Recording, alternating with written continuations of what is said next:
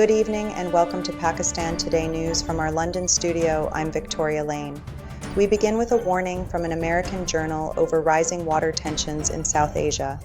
The national interest has cautioned that India's recent actions concerning the Indus Waters Treaty could escalate regional instability and trigger a serious humanitarian crisis. The report highlights India's suspension of treaty-related obligations and its Dalhousie Stage 2 hydropower project, saying these moves challenge the spirit and letter of the landmark agreement. Analysts warn that turning shared river waters into a strategic tool risks deepening mistrust between Islamabad and New Delhi. The journal also criticizes India's refusal to share hydrological data, calling it a violation of international law and an International Court of Justice ruling that bars unilateral suspension of the treaty, long seen as a cornerstone of peace and water security in the region. Turning to Islamabad, Pakistan and the United States have agreed to further strengthen bilateral security cooperation. Federal Interior Minister Mohsin Naqvi met U.S. Ambassador Natalie Baker, with talks focusing on border management, counter-terror coordination, and deeper institutional links. To tell us more, we're joined by our correspondent Sarah William in Islamabad. The meeting underscored a shared commitment to expand security collaboration across multiple agencies. Interior Minister Mohsin Naqvi said Pakistan will adopt modern software to help identify criminals operating abroad, while specialized training for the FIA, federal constabulary, and cybercrime units will continue with U.S. support. Both sides also agreed to equip border and coastal forces with advanced American technology to enhance operational capacity. The U.S. delegation praised Pakistan's ongoing security efforts and reaffirmed its pledge to cooperate in areas of mutual interest. Thank you, Sarah.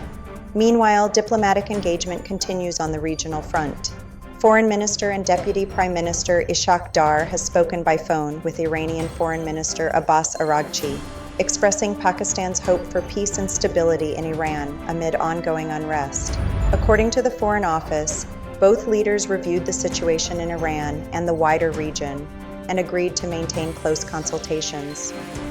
Pakistan has also raised the issue at the United Nations Security Council, stressing that stability in Iran is directly linked to Pakistan's own security and national interests, while Islamabad continues discussions with Washington on trade tariffs connected to Iran. In aviation and trade news, Pakistan International Airlines has signed a major cargo cooperation agreement with Indonesia's national carrier, Garuda Indonesia. The cargo special prorate agreement, running from January 2026 until July 2027, aims to boost Pakistani exports and expand access to global markets. Exporters will benefit from smoother cargo movement through hubs such as Jeddah and Kuala Lumpur, with onward routes to Jakarta, Sydney, Melbourne, Singapore, Hong Kong, and Bangkok. Officials say the deal will strengthen Pakistan's footprint in Asia-Pacific supply chains and reduce logistical barriers for exporters. In the northern areas, the Pakistan Army has carried out a swift rescue operation after a passenger coach traveling from Peshawar to Chitral crashed near the Korog riverbank in Upper Chitral. 13 passengers were on board when the accident occurred, resulting in 2 fatalities and several injuries.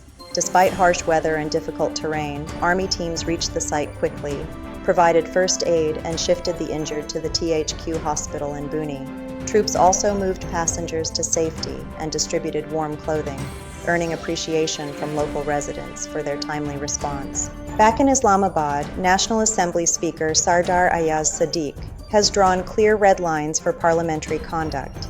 He said responsible criticism of the government is welcome, but abusive or offensive language will not be tolerated. The speaker outlined 3 non-negotiable limits, barring criticism of Pakistan, the armed forces, or the judiciary, warning that microphones will be switched off if members cross these boundaries. During talks with opposition leaders over the appointment of the leader of the opposition, Sadiq also rejected claims of outside influence, saying decisions were taken independently to uphold constitutional decorum. Finally, on the international stage, U.S. President Donald Trump has appointed former British Prime Minister Tony Blair and a U.S. Major General to key roles shaping post-war Gaza's future. As part of a controversial Gaza peace and reconstruction plan, Trump announced a new Board of Peace, including Blair, Jared Kushner, and Secretary of State Marco Rubio, to oversee governance, reconstruction, and investment. A U.S.-led international stabilization force, commanded by Major General Jasper Jeffers, will provide security and train a new police force. The move follows the first meeting of a Palestinian technocratic governing committee in Cairo. Though critics say major challenges remain, particularly if Hamas does not fully disarm. That's all for now. You're watching Pakistan Today News. I'm Victoria Lane.